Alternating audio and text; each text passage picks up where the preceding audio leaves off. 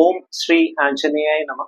MSV4 astro റിസർച്ചിന്റെ മറ്റൊരു വീഡിയോയിലേക്ക് ഏവർക്കും സ്വാഗതം. ഞാൻ വിനീത് മംഗലത്ത്. ഈ ഒരു വീഡിയോയിൽ ഞാൻ പറയാൻ പോകുന്നത് ഗുരു ചണ്ഡാല യോഗത്തെക്കുറിച്ചാണ്. പലപ്പോഴും ജ്യോതിഷത്തില് വളരെ തെറ്റായി വ്യാഖ്യാനിക്കപ്പെടുന്ന ഒരു യോഗമാണ് ഗുരു ചണ്ഡാല യോഗം. അതായത് വ്യാഴത്തിന്റെ കൂടെ രാഹു നിൽക്കുന്നതിനെയാണ് ഗുരു ചണ്ഡാല യോഗം എന്ന് പറയുന്നത്. ഇതിന് രണ്ട് തലങ്ങളുണ്ട്. പോസിറ്റീവായിട്ടുള്ള തലങ്ങളുണ്ട്, അതുപോലെ നെഗറ്റീവായിട്ടുള്ള തലങ്ങളുമുണ്ട്. ഇതാണ് ഈ ഒരു വീഡിയോയിൽ ഞാൻ ഡീറ്റെയിൽ ആയിട്ട് പറയുന്നത്. എൻ്റെ astrology channel MSV4 astro research നിങ്ങൾ ആദ്യമായിട്ടാണ് കാണുന്നതെങ്കിൽ ദയവ് ചെയ്ത് സബ്സ്ക്രൈബ് ചെയ്യുക. അതുപോലെ ജീവിത പ്രശ്നങ്ങൾക്ക് കബഡി പ്രശ്നത്തിലൂടെ പരിഹാരത്തിന് താല്പര്യമുള്ളവർക്ക് ഡയറക്റ്റ് എൻ്റെ വാട്സപ്പ് നമ്പറിൽ മെസ്സേജ് അയച്ച് ബുക്ക് ചെയ്യാം. വാട്സപ്പ് നമ്പർ ഈ വീഡിയോ ഡിസ്ക്രിപ്ഷനിൽ ഞാൻ ആഡ് ചെയ്തേക്കാം. നമുക്ക് വീഡിയോയിലേക്ക് കടക്കാം. ഗുരു ചണ്ഡാല യോഗം, അതായത് ഗുരു എന്ന് ഉദ്ദേശിക്കുന്നത് വ്യാഴമാണ്. ജ്ഞാനം, അതായത് നിങ്ങളുടെ അറിവ്, കോൺഫിഡൻസ് ലെവൽ, അതുപോലെ തന്നെ സമ്പത്ത്, മാന്യത, ഇതിന്റെ എല്ലാം മുഖപടമാണ് വ്യാഴം. അതുപോലെ സർപ്പം, രാഹു എന്ന് പറയുന്നത് അധർമ്മം, അശുദ്ധി, പാരമ്പര്യത്തിന് വിരുദ്ധമായിട്ടുള്ള കാര്യങ്ങൾ, ഇതെല്ലാമാണ് രാഹു നിമിത്തം കാണിക്കുന്നത്. അപ്പം ജാതകത്തില്, അതായത് ഗ്രഹസ്ഥിതിയില് എവിടെയാണ് രാഹു വ്യാഴവും നിൽക്കുന്നത് എന്ന് പ്രത്യേകം പരിശോധിക്കുക. വ്യാഴത്തിന്റെ കൂടെ രാഹു നിൽക്കുകയാണെങ്കിൽ, വ്യാഴം ബലവാനാണെങ്കിൽ, അതായത് വ്യാഴത്തിന്റെ സ്വക്ഷേത്രമായ ധനുരാശിയും അതുപോലെ മീനം രാശിയിലോ ആണ് വ്യാഴം നിൽക്കുന്നതെങ്കിലും, അതുപോലെ തന്നെ വ്യാഴത്തിന്റെ ഉച്ചക്ഷേത്രമായ കർക്കിടക രാശിയിലാണ് വ്യാഴം നിൽക്കുന്നതെങ്കിലും, ഈ വ്യാഴത്തിന്റെ കൂടെ രാഹു വന്നു കഴിഞ്ഞാൽ ഗുരു ചണ്ഡാല യോഗം നിങ്ങൾക്ക് അനുകൂലമായിരിക്കും. അതായത് വ്യാഴം രാഹുവിനെ പൂർണ്ണമായിട്ട് നിയന്ത്രിക്കുന്നതാണ്. വ്യാഴം അതീവ പവർഫുൾ ആയിട്ടുള്ള ആ ഒരു സ്വന്തം ക്ഷേത്രത്തിൽ വ്യാഴം ഭയങ്കര ബലവാനാണ്. അല്ലെങ്കിൽ മൂലക്ഷേത്രം, അതുമല്ലെങ്കിൽ വ്യാഴത്തിന്റെ ഉച്ചക്ഷേത്രമായ കർക്കിടക രാശിയിലും വ്യാഴം ഭയങ്കര ബലവാനാണ്. ഈ ബലവാനായി നിൽക്കുന്ന വ്യാഴത്തിന്റെ കൂടെ രാഹു വരികയാണെങ്കിൽ വളരെ നല്ലതാണ്.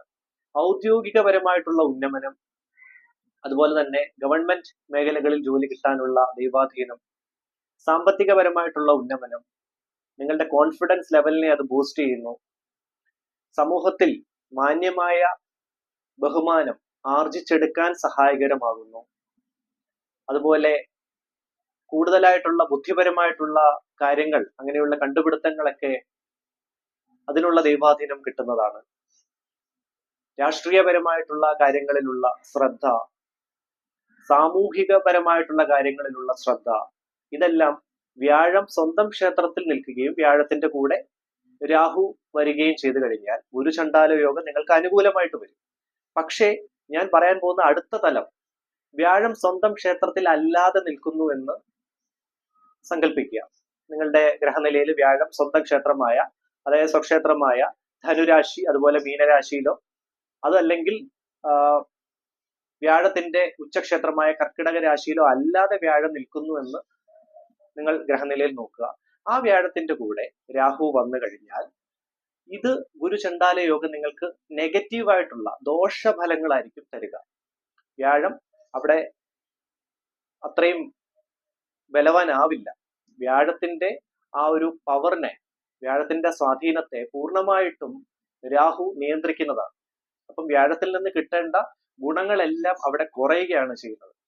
അങ്ങനെ ഗുരു ചണ്ഡാല യോഗം നിങ്ങൾക്ക് അത് നെഗറ്റീവായിട്ട് വരും ജീവിതത്തിൽ. അപ്പൊ വ്യാഴം സ്വന്തം ക്ഷേത്രത്തിൽ അല്ലാതെ മാറി നിൽക്കുന്നു, ആ വ്യാഴത്തിന്റെ കൂടെയാണ് രാഹു വരുന്നതെങ്കിൽ ഗുരു ചണ്ഡാല യോഗം നെഗറ്റീവായിട്ട് വരുന്നു. അപ്പൊ ഞാനിപ്പോ രണ്ട് തലത്തിലുള്ള കാര്യങ്ങളാണ് പറഞ്ഞത്. ഗുരു ചണ്ഡാല യോഗം പോസിറ്റീവായിട്ടുള്ള കാര്യം പറഞ്ഞു, ഇപ്പൊ ഗുരു ചണ്ഡാല യോഗം നെഗറ്റീവായിട്ടുള്ള കാര്യങ്ങളാണ് പറയുന്നത്. അപ്പം ജാതകത്തിൽ ശ്രദ്ധിക്കുക. അങ്ങനെ വ്യാഴത്തിന്റെ കൂടെ സർപ്പം വന്നു കഴിഞ്ഞാൽ, വ്യാഴ സ്വന്തം ക്ഷേത്രം അല്ലാതെ നിൽക്കുകയാണെങ്കിൽ തീർച്ചയായിട്ടും അത് നിങ്ങൾക്ക് ജീവിതത്തിൽ പ്രശ്നങ്ങൾ ഉണ്ടാക്കുന്നതാണ്. അത് ഏത് ഭാവത്തിലാണ് നിൽക്കുന്നതെന്ന് ചിന്തിക്കുക. 4ാം ഭാവത്തിലാണെങ്കിൽ കുടുംബപരമായിട്ടുള്ള പ്രശ്നങ്ങൾ, മാതാവിന് ആരോഗ്യപരമായിട്ടുള്ള ക്ലേശങ്ങൾ. 1ാം ഭാവത്തിലാണ് വരുന്നതെങ്കിൽ, അതായത് തൊണ്ടയ്ക്കുണ്ടാകുന്ന അസ്വസ്ഥത, നയന സംബന്ധമായ ബുദ്ധിമുട്ടുകൾ, സംസാരത്തിൽ ഉണ്ടാകുന്ന പാളിച്ചകൾ, ഇങ്ങനെയുള്ള കാര്യങ്ങളൊക്കെ അതുകൊണ്ട് സൂചിപ്പിക്കും. 10ാം ഭാവത്തിലാണ് ഈ ഒരു പ്രശ്നം വരുന്നതെങ്കിൽ ഔദ്യോഗികപരമായിട്ടുള്ള ബുദ്ധിമുട്ടുകൾ, 11ാം ഭാവത്തിൽ വന്നു കഴിഞ്ഞാൽ ലാഭസ്ഥാനത്തെ അത് ബാധിക്കുന്നതാണ്. 7ാം ഭാവത്തിൽ വന്നു കഴിഞ്ഞാൽ കളത്രപരമായിട്ടുള്ള അങ്ങനെയുള്ള ബുദ്ധിമുട്ടുകൾ, ക്ലേശങ്ങൾ ഉടലെടുക്കാനുള്ള സാധ്യതകളും കാണിക്കുന്നതാണ്. അപ്പൊ ഗുരുചണ്ഡാല യോഗത്തിന് ഇങ്ങനെ 2 തലങ്ങളാണുള്ളത്. ഗുരുചണ്ഡാല യോഗം പോസിറ്റീവായിട്ടുണ്ടെങ്കിൽ അത് നിങ്ങൾക്ക് നല്ല രീതിയിലുള്ള കാര്യങ്ങൾ നിങ്ങൾക്കത് ജീവിതത്തിൽ നേടിയെടുക്കാൻ സഹായകരമാകുന്നു. പക്ഷെ ഗുരുചണ്ഡാല യോഗത്തിൽ നെഗറ്റീവ് ആസ്പെക്റ്റിലാണ് നിൽക്കുന്നതെങ്കിൽ ഗുരുചണ്ഡാല യോഗത്തിൽ വ്യാഴപ്രീതി അത്യാവശ്യമായിട്ടും നേടണം. അതിനോടൊപ്പം രാഹു പ്രീതിയും നേടി മുൻപോട്ട് പോകണം. രാഹു മന്ത്രം ജപിക്കണം ദിവസവും. അർദ്ധകായം മഹാവീര്യം ചന്ദ്രാദിത്യ വിമർദ്ദനം സിംഹിക ഗർഭസംഭൂതം തം രാഹും പ്രണമാമ്യഹം. അതുപോലെ വ്യാഴ മന്ത്രം ജപിക്കണം.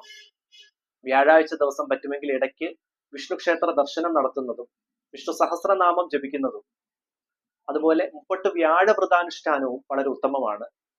വിഷ്ണുക്ഷേത്രത്തില് പാൽപായസ വഴിപാട് നടത്തുന്നതും വ്യാഴ സംബന്ധമായിട്ടുള്ള വ്യാഴത്തിന്റെ ആ ഒരു സ്വാധീനം, വ്യാഴത്തിന്റെ പവർ കൂട്ടാനും സഹായകരമാകും.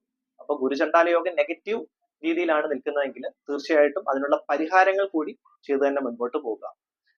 ജാതകത്തിൽ ഗ്രഹനില എടുത്തു നോക്കുമ്പോൾ തന്നെ മനസ്സിലാവും വ്യാഴത്തിന്റെ കൂടെയാണോ രാഹു നിൽക്കുന്നത് എന്ന് ചിന്തിക്കുക. വ്യാഴം സ്വന്തം ക്ഷേത്രത്തിൽ അല്ലാതെ അല്ലെങ്കിൽ ഉച്ചക്ഷേത്രത്തിൽ അല്ലാതെ മാറി നിൽക്കുകയാണെങ്കിലുള്ള പ്രശ്നമാണ് ഞാൻ പറഞ്ഞത്.